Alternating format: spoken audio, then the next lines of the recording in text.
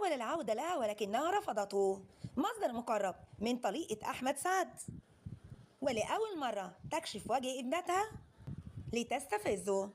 والجمهور دي نسخة من بعد أن أثار الفنان أحمد سعد الجدل خلال الأشهر القليلة الماضية بعد انفصاله عن طليقته علياء بسيوني، وبعد أن نشرت على حسابها على انستجرام إعلان خبر طلاقها منه، ولكن بكلمات صادمة اعتبر البعض إنها إهانة للفنان أحمد سعد. ثم تدخل شقيقه الفنان عمرو سعد وطالبها بحذف منشور الطلاق، والتي اعتبره إهانة لشقيقه وأيضا للعائلة. بعدها بأيام نشر الفنان أحمد سعد على حسابه مقطع فيديو اللي ظهرت من خلاله طليقته مصممة الأزياء علياء بسيوني، حيث ظهرت خلال الفيديو وهي ترقص وتتفاعل على أغانيه خلال تواجدها بالحفل. كما تبادل النظرات، الأمر الذي جعل البعض يعتقد أنهم عادوا من جديد، إلا إن مصدر مقرب من علياء أكد لإي-تي-في العربي أن الحفل كان قبل الطلاق ولم يحدث صلح بين الفنان أحمد سعد وعلياء بسيوني، وأكد أن الفنان أحمد سعد يحاول الصلح حتى الآن.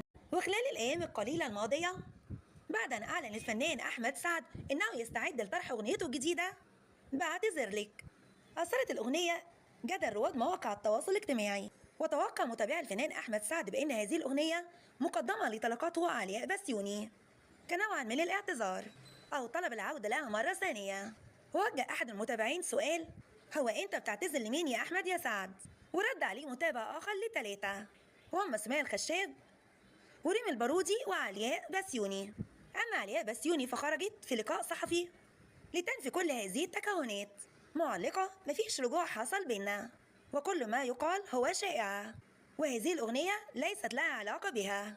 كما أكدت أنها لا تفكر بالعودة مرة ثانية للفنان أحمد سعد، وأنها تعيش حاليا في مرحلة النسيان.